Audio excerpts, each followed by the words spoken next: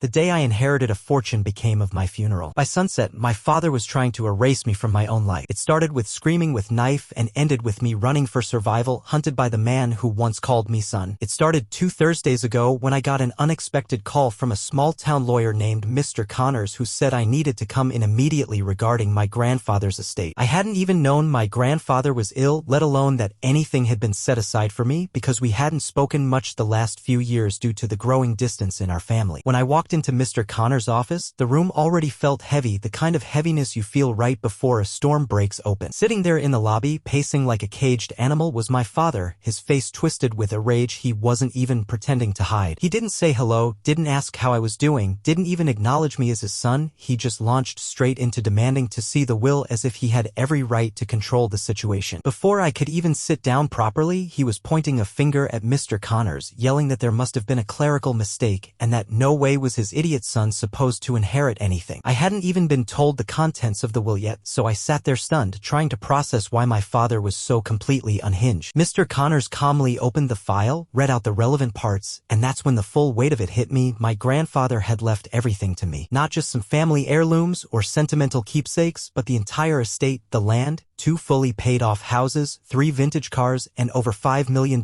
sitting untouched in a savings account. While I was still trying to process the life-altering news, my father's face went purple with anger, and without a word to me, he stormed out of the office so violently that the glass door almost popped off its hinges. I sat frozen for a full minute after he left, feeling the blood draining from my face, because deep down I knew this wasn't over. Not by a long shot. That night, after trying and failing to call a few close friends just to hear a familiar voice, I locked my door, turned off my phone, and tried to convince myself he would calm down. But around 11 p.m., the first real strike came, banging fists on my door loud enough to rattle the frame. Through the peephole, I saw him standing there, red-faced, swaying slightly from what I could only assume was alcohol, yelling slurred accusations through the door about how I had stolen his future. He pounded and shouted until neighbors started poking their heads out into the hallway, some with phones in their hands, and I heard someone down the hall call the police. I didn't answer the door. I just sat silently inside, feeling my hands shake, realizing that this wasn't anger anymore, it was war. By the time the police arrived, my father had disappeared, leaving only the heavy echoes of his threats in the air. The officers took my statement but seemed detached, brushing it off as a family dispute and suggesting I file a report only if things escalated. At the time, I thought the worst was over and he had just needed to blow off steam, but I had no idea he was only getting started. The next morning, I received an email from HR at my job requesting a meeting with me regarding a serious concern raised by an anonymous report. Confused and already on edge, I logged into the meeting from my laptop and found my supervisor looking uncomfortable, explaining that a family member had submitted a formal complaint claiming I was mentally unstable and had made disturbing threats against coworkers. The accusations were baseless, completely fabricated, but the timing couldn't have been worse. I worked in finance, a field where trust and image mattered almost more than actual performance, and even the whiff of instability could derail a career overnight. My stomach twisted as it clicked into place. My father wasn't just trying to scare me into giving up the inheritance, he was trying to destroy me. The anonymous complaint couldn't be traced back to him directly, of course, but Susan, the employment lawyer I contacted immediately after the meeting, confirmed what I already knew in my gut. She warned me that the next logical step, if my father was truly this desperate, would be trying to have me forcibly committed through an involuntary psychiatric hold. I thought she was being overly cautious, maybe even paranoid, until a uniformed courier showed up at my apartment building that same evening, handing the front desk a thick envelope addressed to me. Inside was a letter from a private psychiatric hospital 2 counties away. It wasn't a polite invitation or a gentle request. It was a 72-hour involuntary evaluation order filed in court earlier that afternoon. My father's signature was all over it, claiming I was a clear and present danger to myself and others and that immediate intervention was necessary due to an alarming mental breakdown following sudden inheritance. The words blurred on the page as I stared, my whole body going cold. The letter wasn't legally binding yet, the court had not approved the hold, but it was real paperwork, filed with real intent. Susan called me barely 15 minutes later, her voice sharper than I had ever heard before. She told me to leave my apartment immediately, pack light, and disappear to a safe location for at least a few days. If my father had gone this far, she warned, there was a very real chance he might try to stage incidents or create fake witnesses to force the evaluation into reality. It wasn't paranoia. I packed one bag, essentials only, and I left that night without telling anyone where I was going, not even my closest friends. By the time I pulled out of the city limits, I realized I wasn't just fighting for my inheritance anymore. I was fighting for my freedom. After I left my apartment behind, I drove for hours without a destination, stopping only when my eyelids started drooping dangerously behind the wheel. I found a cheap motel near a highway exit, paid in cash, and checked in under a false name suggested by Susan, who insisted on layers of caution from that point forward. I barely slept that night, lying stiffly on the lumpy mattress, listening to every creak of the building and every rumble of a passing truck. The next morning, while trying to keep my mind busy by scanning through local news on my phone, a knock sounded sharply at the door. I froze instantly, heart hammering against my ribs like a wild animal caught in a trap. Through the flimsy curtain, I saw two men standing outside, both in EMT uniforms, one carrying a medical bag and the other standing stiffly with arms crossed. Behind them, a police cruiser idled, its lights off but its presence unmistakable. I hesitated only a second before locking the chain across the door and speaking loudly through the wood, asking what they wanted. They said there had been a welfare call made about me, stating that I had been heard screaming threats and possibly planning self-harm. They demanded entry to perform a wellness check, claiming it was for my safety. Susan's voice from yesterday echoed through my head with chilling clarity. He may try to stage an incident. Keeping my breathing slow and even, I refused to open the door and instead asked to see the officer's badge and case number through the small crack in the door. They hesitated, exchanged glances, then the officer reluctantly pressed his badge up against the grimy glass. I took a picture of it instantly with my phone, noting every detail before stating firmly that I was contacting my attorney immediately and would not open the door without her present. After a few tense minutes of muttered discussions between the men outside, they gave up and left without forcing entry, their departure marked by the crunch of tires on gravel. The second they disappeared from view, I called Susan, hands trembling so badly it took 3 tries to unlock my phone screen. She confirmed that I had handled it perfectly, that they had no right to enter without a court order, and that the entire event would add weight to our harassment case. Barely an hour later, while moving my truck from the motel parking lot to a nearby grocery store to avoid being tracked, Nick called me in a panic. He said he had been approached outside his apartment by someone he didn't recognize, a man pretending to be a concerned cousin, asking where I was hiding. Nick, sharp enough to smell something wrong, refused to answer and immediately called to warn me, his voice cracking with guilt and fear. Susan told me to switch locations immediately, use only back roads, and assume by default that my father had people searching. Trust was no longer an option, not even with family, not even with old friends. Later that afternoon, as I checked into a second motel 2 towns over, I got out of the truck to stretch and happened to glance under the back bumper. There, clinging to the undercarriage with heavy magnets, was a small black GPS tracker flashing a faint green light. My stomach twisted into a nauseous knot so tight I almost dropped to my knees. I yanked the device free, wrapped it in aluminum foil, and smashed it into the pavement with the heel of my boot until the casing cracked open. Susan arranged for a private investigator that night to collect the remains for evidence, warning that this wasn't just harassment anymore, it was stalking with criminal intent. That evening, sitting alone on a motel bed with the curtains drawn tight and my phone switched off, the crushing realization finally hit me full force. My father wasn't operating from rage anymore. He was operating with strategy, patience, and absolute conviction that he would either break me mentally or destroy me physically. This wasn't a feud. This was a one-sided war waged by the man who had once taught me how to ride a bike, who had once picked me up from little league games, who had once carried me sleeping from the back seat of the car to my bed. Those memories meant nothing now. All that mattered was survival, and surviving would mean outmaneuvering someone who knew me better than almost anyone else alive. Late that night, when exhaustion finally overtook fear and I drifted into a shallow, restless sleep, I dreamed not of home, not of peace, but of running, always being chased by something bigger, darker, and impossible to stop. When I woke up drenched in sweat just before dawn, it wasn't because of the nightmare. It was because someone was outside again. This time, there were no uniforms, no flashing cruisers. Just a low, black pickup truck idling under the flickering streetlight at the edge of the parking lot, the driver hidden behind tinted glass. It sat there for almost an hour, engine humming softly like a beast waiting for its prey to stumble. I sat by the window, heart pounding, watching and waiting, clutching my phone with 911 pre-dialed, until finally, just as the first weak rays of sun touched the sky, the truck peeled away into the mist. I didn't chase it. I didn't call out. I just sat there, alone, realizing with brutal clarity that this would not end until one of us was completely destroyed. And I was starting to believe he would rather bury me than let me keep what he thought was rightfully his. By the time I left that second motel, I knew hiding would only slow him down, not stop him. Susan warned me that as long as my father believed he had even a slim chance of winning, he would keep escalating until something snapped. She suggested I find somewhere completely off-grid, no chain motels, no easy public access, and arranged through contacts for me to rent a small cabin deep in the woods, far from anything familiar. When I arrived, the silence felt suffocating rather than peaceful, but it was the first time in days I hadn't seen strange vehicles creeping past or felt invisible eyes following me. For 2 nights, I barely moved, barely slept, barely breathed, waiting for the next blow to fall. It didn't take long. On the 3rd day, Susan called me at dawn with her voice tight and urgent, telling me to sit down before she spoke. My father had filed an emergency court petition in our county overnight, claiming I was having a severe mental breakdown and was unfit to manage my own affairs. Attached to the petition was a glowing medical report from a psychiatrist, a supposed doctor diagnosing me with multiple disorders and recommending immediate guardianship. According to the paperwork, my father was volunteering himself to act as my guardian until I was well enough to reclaim my own life. Susan tore the document apart within minutes. The so-called doctor did not exist. The license number listed on the forms belonged to a retired dentist from the next state over, and the clinic's listed address was an abandoned storefront that hadn't operated in over 2 years. Every part of the petition was fake. Every word was designed not just to discredit me, but to erase me from my own life permanently. Susan immediately filed an emergency response motion to the court, attaching evidence of the forgery, the GPS tracker discovery, the harassment reports, and sworn statements from Nick about my father's stalking behavior. We requested an emergency hearing to shut down the petition before a judge could unknowingly sign off on it and trigger a legal disaster. If the court had approved the guardianship without our challenge, my father would have gained complete control over my bank accounts, properties, medical decisions, and effectively everything else tied to my name. The inheritance would have fallen into his hands within days. I sat at the cabin's rickety kitchen table after the call, staring blankly at my cold coffee, feeling something inside me break loose and start to burn. This wasn't just a battle for property anymore. This was a battle for my entire identity, for the right to exist as a free person. It wasn't paranoia to wonder what came next. Susan warned me that if legal tactics failed, people like my father often resorted to other methods: intimidation, sabotage, even violence, anything to destabilize their target and force a breakdown. That night, too wired to sleep but too exhausted to think clearly, I sat on the porch in the freezing darkness with my truck keys gripped tightly in one hand and a tire iron across my lap. At some point after midnight, a low rumble drifted through the trees. It wasn't loud, but it was steady, a sound so out of place in the dense silence that my body reacted before my mind processed it. I slipped inside the cabin, killed all the lights, and crouched by the front window, peeking through the gap between the blind. At the edge of the clearing, just where the gravel drive disappeared into the woods, a black SUV idled with its headlights off. No movement, voices, just waiting. I didn't dare move, didn't dare call out. After nearly an hour of paralyzing stillness, the SUV finally backed away, its taillights blinking once before vanishing into the trees. It wasn't random. It wasn't coincidence. It was a warning. When I relayed everything to Susan the next morning, she was quiet for a long moment before speaking carefully. "You're being hunted, not just watched. We need to bring this to law enforcement now, not later." By midday, we had filed an official criminal complaint with the county sheriff's department, not just harassment but stalking, forgery, fraud, conspiracy to commit fraud, and unlawful surveillance. It turned everything from civil court tactics into a full-blown criminal investigation. Susan also hired private security to begin rotating shifts at the cabin, not flashy guys in suits but discreet ex-military contractors who knew how to spot a threat before it reached the front porch. It felt like stepping into a different world, a world where family didn't just betray you but actively tried to annihilate you, methodically, coldly, without remorse. That afternoon, as I sat with the security consultant going over emergency plans in case of break-ins or confrontations, my burner phone buzzed with a new text. No sender ID or introduction. Just one grainy photo. It showed me standing outside the cabin 2 days ago, hauling groceries out of the back of my truck, completely unaware that a camera had been trained on me from the shadows. The message underneath was only 6 words long. "You can't hide from blood." I sat there staring at the screen, cold creeping up my spine like ice water poured straight into my veins. My father hadn't given up. He was tightening the noose, inch by inch, determined to either drive me insane or bury me where no one could ever find me. After the photo message, there was no more pretending that any of this would end peacefully. Susan advised me to remain locked down at the cabin with the security team rotating through in 12-hour shifts, each man vetted and briefed to treat any unknown approach as a credible threat. I barely spoke, barely slept, living each hour like an animal cornered and waiting for the inevitable strike. 3 days passed in brutal, grinding tension, every minute stretching into an hour, every sound outside sharpening my nerves to a razor's edge. On the 4th day, it happened. At exactly 4:15 p.m., the long gravel drive rumbled under the weight of tires and 2 dark SUVs rolled into view, kicking up twin plumes of dust behind them. I was already moving before the vehicles even stopped, securing the doors, checking sight lines through the reinforced windows, making sure my exit exit routes were clear. The security contractor on duty that afternoon, a hard-faced former Marine named Heir, positioned himself by the side window, weapon hidden but ready. The vehicle stopped 20 yards from the cabin, and slowly, deliberately, the occupants got out. It was my father, my mother, and my uncle, the same trio who had stood beside me at birthday parties, family dinners, graduations, now standing like executioners at the foot of my last safe place. They weren't carrying weapons, but they didn't need to. They carried papers, clipboards, and the raw force of a lifetime of manipulation honed into a perfect blade. My father stepped forward, holding up a sheaf of papers like a priest offering communion. Through the thick bulletproof glass, I could barely hear him, but I didn't need the words to understand. This was the final move. They called it an intervention, a chance to save me from myself, to help me heal. The papers were fake legal documents, guardianship consent forms, power of attorney releases, asset transfer agreements, everything needed to strip me bare and leave me helpless under their control. I didn't answer their knocking. Instead, I sat by the door with my phone recording everything, documenting their every movement, their every lie, their every pathetic attempt to stage a kidnapping disguised as compassion. After 20 minutes of no response, they began to escalate. My father pounded on the door hard enough to shake the hinges, bellowing that if I didn't open up, they would call the authorities and have me dragged out like a lunatic. My mother wailed about how family should trust family, how I was hurting everyone who loved me, how this wasn't what Grandpa would have wanted. The words slid off me like water on glass. Grandpa had made his wishes clear. He hadn't trusted them with his estate, hadn't trusted them with his memory, and in the end, he had been right. Finally,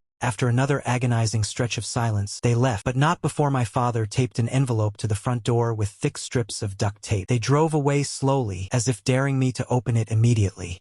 I didn't. I waited until the vehicles disappeared down the drive, until Heir gave me the all-clear, until my hands stopped visibly shaking. Then I peeled the envelope free and opened it with the blade of my pocket knife, every movement slow and careful. Inside was a single sheet of paper, handwritten in my father's angular, aggressive scrawl. No greeting. You either give it up willingly, or you won't live long enough to enjoy it. I stood there on the porch, wind tearing through the trees around me, staring at those 13 words until they burned themselves into my skull. It wasn't a metaphor. Susan moved faster than I thought humanly possible. Within 2 hours, she filed for an emergency protective order, attaching the photo of the note, the security footage of the attempted intervention, and the criminal complaint we had been building piece by piece. The sheriff's office didn't hesitate this time. They issued arrest warrants for my father and my uncle on charges of felony stalking, criminal harassment, conspiracy to commit fraud, and making terroristic threats. My mother, somehow, was spared immediate charges, shielded by the thin excuse of being a concerned parent. But Susan made it clear that her involvement was documented and her immunity temporary.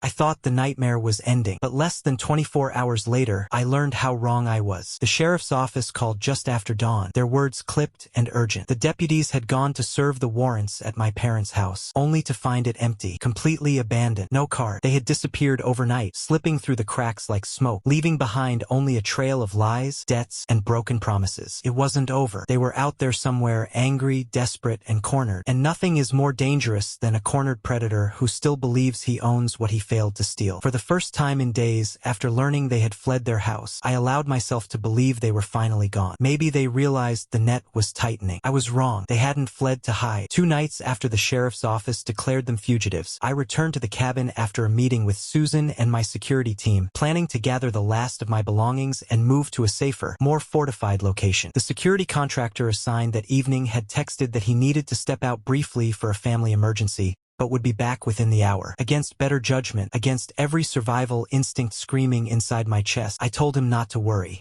I thought the danger had passed. I thought wrong. When I pulled into the driveway, headlights off, windows cracked to catch any sound, I noticed immediately that something was wrong. The front porch light, usually left on as a security measure, was dark. The cabin's curtains were drawn tightly across every window. The normal quiet of the woods felt too quiet, the way the air gets heavy before a tornado tears through. I parked at the far edge of the drive, left the keys in the ignition, and crept forward on foot, heart pounding so loudly I felt it in my teeth. As I neared the front door, movement flickered from the side of the house, a shadow slipping between the trees, fast and deliberate. Before I could react, the side door to the cabin burst open. My father stormed out first, heavy boots crunching on gravel, fury twisting his features into something almost inhuman. Behind him came my uncle, wielding a crowbar with both hands, eyes wide and wild like a trapped animal about to lash out. Trailing them, more hesitant but still deadly serious, was my mother, clutching what looked like a roll of duct tape and a wad of papers clenched so tightly her knuckles had turned bone white. They had come not to scare me, not to threaten me, but to take me by force. There would be no more fake doctors, no more staged interventions, no more legal maneuvers.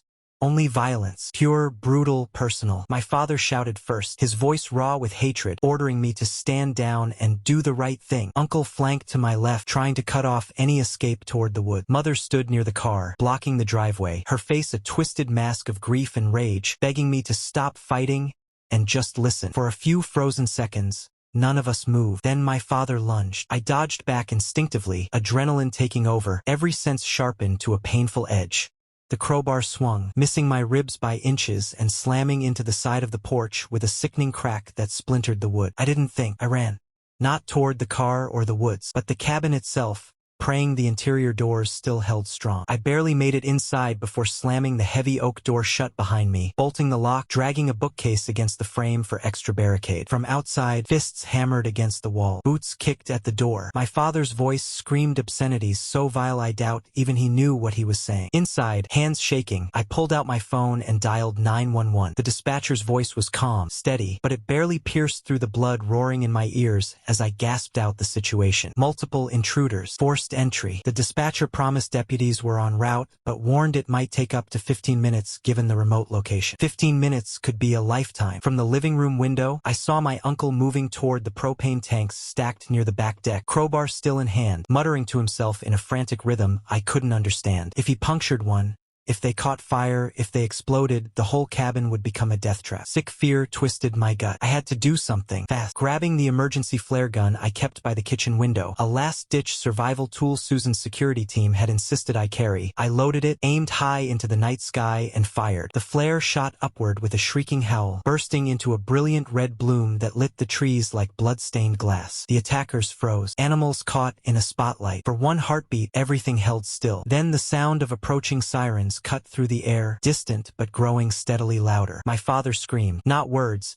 just an animal sound of pure rage, and turned to flee, but not before hurling the heavy clipboard of fake documents at the cabin window, shattering the glass and sending shards flying into the room. My uncle bolted into the woods, crashing through undergrowth like a wounded bull. My mother simply stood frozen by the driveway, papers slipping from her limp hands and scattering like dead leaves across the gravel. Two sheriff's cruisers barreled into the clearing less than a minute later, floodlights washing the scene in harsh white brilliance. Deputies spilled from the vehicles with weapons drawn, barking command. My father dropped to his knees in the mud, hands raised, shoulders shaking with rage and defeat. My mother sank to the ground beside the wreckage of the documents, sobbing uncontrollably now. Real sobs, raw and broken, the mask finally shattered beyond repair. My uncle made it 50 yards into the woods before two deputies tackled him face first into the dirt, snapping cuffs on his wrists before dragging him back toward the flashing lights. I stayed behind the barricaded door until a deputy pounded 3 times and shouted my name, identifying himself clearly and firmly. When I finally opened the door, the cool night air rushing inside felt like breathing for the first time after drowning. One of the deputies took my statement while the others secured the scene, collecting evidence, photographing every shattered window, every boot print, every dropped piece of false paperwork. Susan arrived barely an hour later, still in her business clothes, her hair pulled back in a severe bun, her mouth pressed into a thin, furious line. She didn't say much at first, just looked at me, looked at the wreckage, then hugged me briefly before turning to the nearest deputy and beginning a crisp, lethal series of instructions. Felony burglary.